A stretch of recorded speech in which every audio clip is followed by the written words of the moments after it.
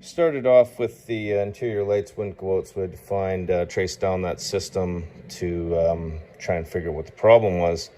And in doing so, at that time, I was proving that there was a draw on the battery by putting a connection on the negative post and the negative terminal, and reading to complete that connection and reading what the draw was.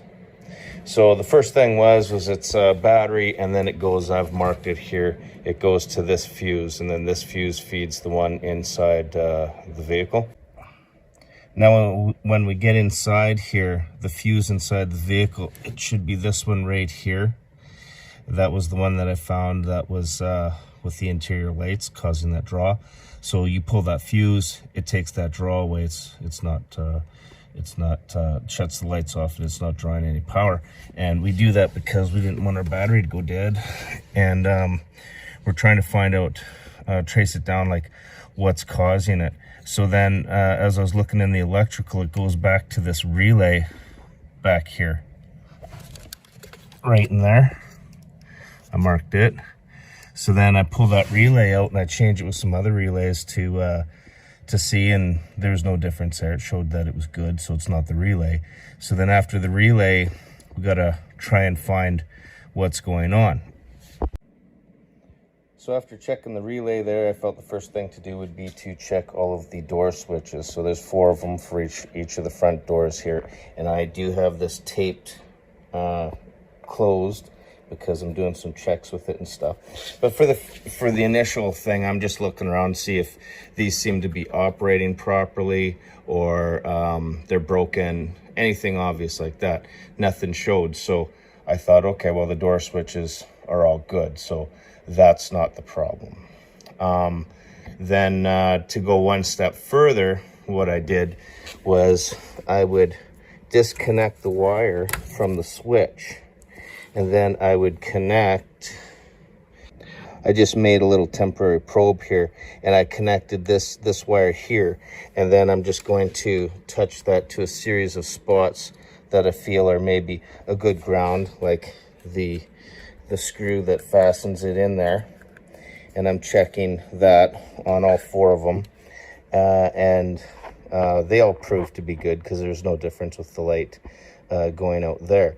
So I've checked them for obvious physical damage, if the plastic's broken, if the connector's not on there or fell off, there's no connection. I checked the wire end.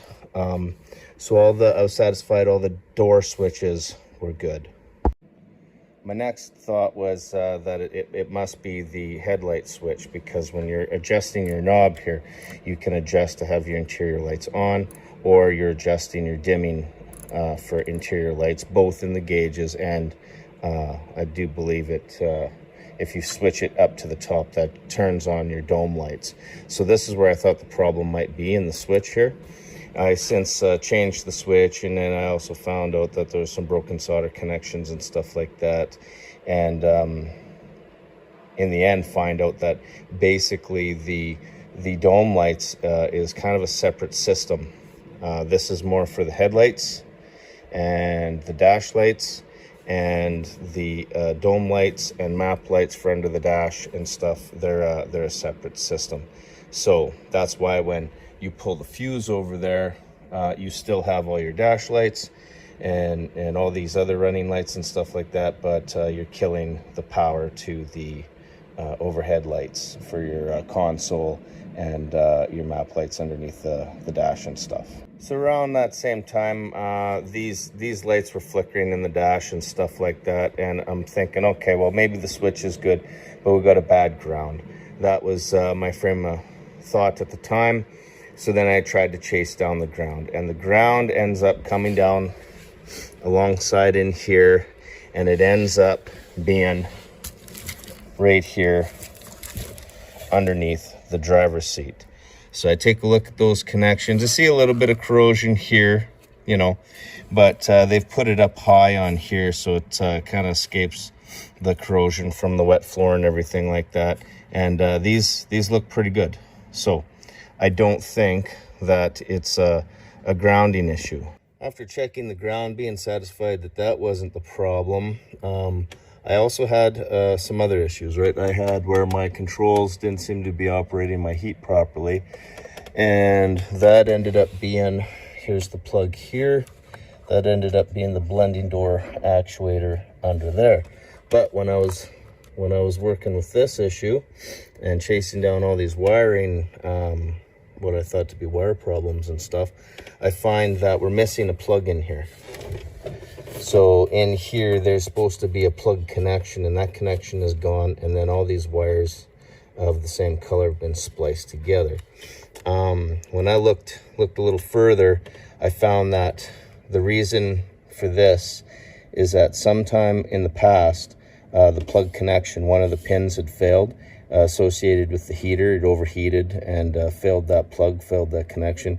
And so what people do is they just remove the plug and then they just connect the wires. That's been a repair that's been done, and then everything still works. The heater works and stuff like that. So when I seen this, before realizing that repair, I started to take a look around, and I noticed that there was a command start in underneath the driver's side there. And then I didn't like some of the wired connections, and then I thought, oh well, we've got a failed connection somewhere, with that being connected to something possibly causing the problem. I removed the command start, and everything still worked fine, same as it did before, and I still have those interior lights that will not shut off. So I go back to our original idea here with these door switches, right? This is just a plunger that gets closed when the door is closed, and then it makes a connection which basically grounds it out, as I understand it. And then when the switch comes open, it opens the contact, and then that's what's turning on your interior light. So if you have one of these that are failed, then that's one of the first things that you could check to see it's a problem. Now, I'd already checked all these, but I'd only checked the front 4 doors, right? Because in the back, they don't have one of those in the door jamb. So I was oblivious to the fact of where the lift gate door ajar switch would be. So what it is in the back, so in the back, here's your door latch that fastens into the hatch.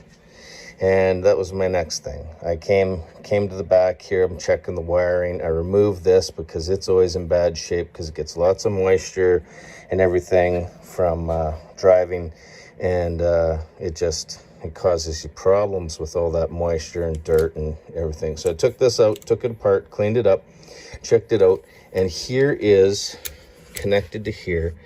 This is what is the latch switch. That basically door ajar switch that tells whether the latch is open or closed.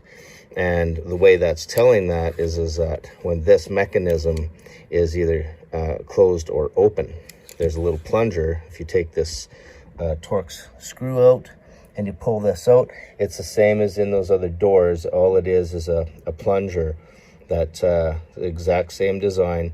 It releases out when it's open, and then it's forced closed when it's closed. So I cleaned this all up. I installed it again. I tried it.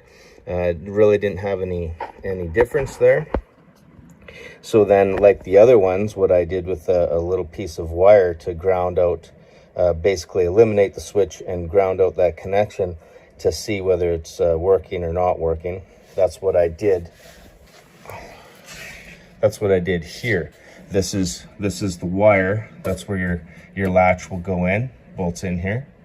And then this wire goes in there and it plugs in about here. And so what I did was I shorted that out, and no difference. So at this stage of the game, I've checked all the door switches for all 4 doors. I've checked the rear door switch. I've checked that ground that was under there. I've determined that the headlight switch is separate and not part of the issue. I removed the command start in hopes that might alleviate my problem. That's not it. And so I am going through the book and I'm chasing down basically all the electrical connections for this system. to try and find out where the problem is.